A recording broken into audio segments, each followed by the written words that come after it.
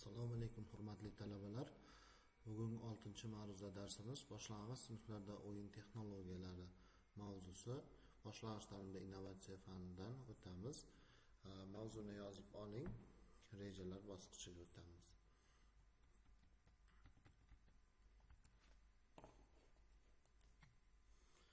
O'yin faoliyat tuzilmasi, o'yin tuzilmasi. O'yin modifikatsiyasi, imitatsion o'yinlar, rolli o'yinlar. 3-rejamiz ishbilarmonlik o'yinlari, psixodrama va sotsiodrama, ya'ni ijtimoiy drama o'yinlari. 4-rejamiz esa bahs o'yinlari, bahs munozara turlari, evristik, mantiqiy, avtoritar, tanqidiy, demagogik, pragmatik turlarga bo'linadi. Rejalarni yozib oldingiz. Keyingi bugun darsimizning shiori pedagogika insonni tarbiyalash va rivojlantirish san'atidir. Ta'lim jarayonida didaktik o'yinli texnologiyalar didaktik o'yinli dars shaklida qo'llaniladi. Ushbu darslarda o'quvchilarning bilim olish jarayoni o'yin faoliyat orqali uyg'unlashtiriladi. Shu sababli o'quvchilarning ta'lim olish faoliyati o'yin faoliyati bilan uyg'unlashgan darslar didaktik o'yinli darslar deb ataladi. Ta'limda o'yinli mashg'ulotlardan foydalanishning maqsad va vazifalari qanday? Ta'lim jarayonida o'yin texnologiyalari didaktik o'yinli darslar shaklida qo'llaniladi. Ushbu darslarda o'quvchilarning bilim olish jarayoni o'yin faoliyati orqali uyg'unlashtiriladi. Shu sababli o'quvchilarning ta'lim olish faoliyati o'yin faoliyati bilan uyg'unlashgan darslar didaktik o'yinli darslar deb ataladi. Inson hayotida o'yin faoliyati orqali quyidagi vazifalar amalga oshiradi. O'yin faoliyati orqali shaxsni o'qishga, mehnatga bo'lgan qiziqishi ortadi. O'yin davomida shaxsning muloqotga kirishi, ya'ni kommunikativ muloqot madaniyatini egallash uchun yordam beradi. Shaxs o'z iqtidori, qiziqishi, bilim va o'zligini namoyon etishga imkon yaratadi. Hayotda va o'yin jarayonida yuz beradigan turli qiyinchiliklarni yengish va mo'ljalni to'g'ri olish ko'nikmalarini tarkib topishiga yordam beradi. O'yin jarayonida ijtimoiy normalarga mos xulq-atvorni egallash, kamchiliklarga barham berish imkoniyati yaraladi. O'yin jarayonida ijtimoiy normalarga xulq-atvorni egallash, kamchiliklarga barham berish imkoni yaratiladi. Didaktik o'yinli mashg'ulotlarni o'quvchilarning bilim olish o'yin faoliyatining uyg'unligiga qarab sujetli rolli o'yinlar, ijodiy o'yinlar, ishbilarmonlik o'yinlari, konferensiyalar, o'yin mashg'ulotlariga ajratish mumkin. Didaktik o'yin mashg'ulotlarining o'ziga xos xususiyatlari nimadan iborat? Bunda didaktik o'yin mashg'ulotlar dasturida qayd etilgan mavzularni ta'limiy, tarbiyaviy va rivojlantiruvchi maqsadda hamda vazifalarni hal etishga qaratilgan bo'lishi lozim. Jamiyatdagi va kundalik hayotdagi muhim muammolarga bag'ishlanib, ular o'yin davomida hal qilinishi. 3. Shaxsni tarbiyalash tamoyillariga va sharqona odob-axloq normalariga mos kelishi. O'yin tuzilishi jihatdan mantiqiy ketma-ketlikda bo'lishi, mashg'ulotlar davomida didaktik prinsiplarga amal qilinishi va eng muhimi eng kam vaqt sarflanishiga erishishi lozim.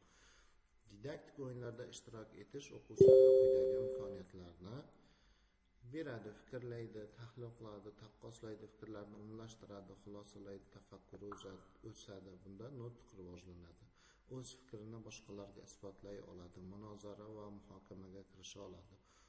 O'z qiziqishlari asosida faoliyat ko'rsatadi. O'yin faoliyati inson hayotining eng muhim va ajralmas jihatlaridan biri bo'lib, ayniqsa bolalik davrida u yetakchi faoliyat turi sifatida namoyon bo'ladi. O'yin orqali bola atrof muhitni anglaydi.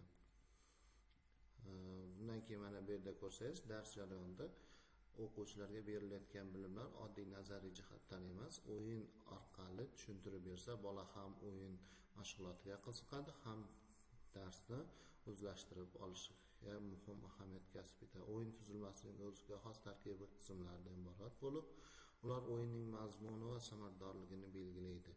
O'yin odatda maqsadga yo'naltirilgan bo'ladi, garchi bu maqsad bolani o'zi uchun aniq ifodalanmagan bo'lsa ham, bola o'yinda nimagadir erishishga, ma'lum vaziyatni yaratishga yoki rolni muvaffaqiyatli bajarishga intiladi.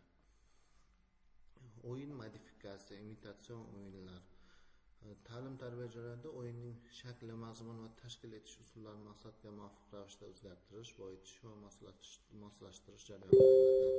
O'yin modifikatsiya orqali o'yinlar bolalarning yosh xususiyatlari, qiziqishlari va ehtiyojlari va rivojlanish darajasiga moslashtiradi.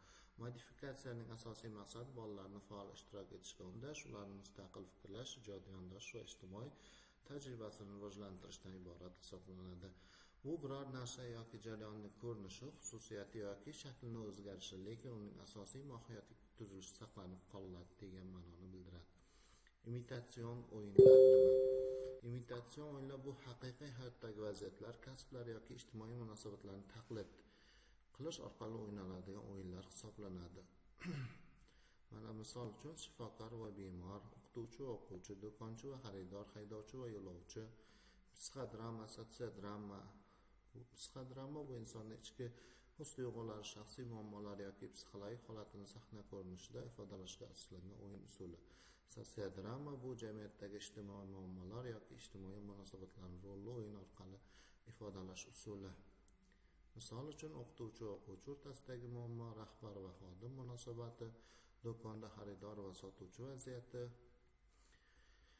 Shu jihatlar amalga oshiriladi. Amerikalik olim Poya evristikali metod to'g'risida shunday degan edi: evristikaning maqsadi yangiliklarga olib boruvchi metod va qoidalarni izlash. Demakdir, u evristik metod mohiyatini quyidagidek izchillikda tuzilgan reja orqali amalga oshirishni tavsiya qiladi.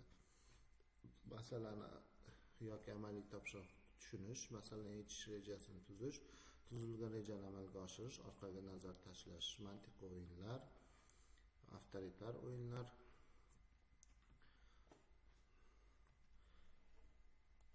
va shulardan iborat.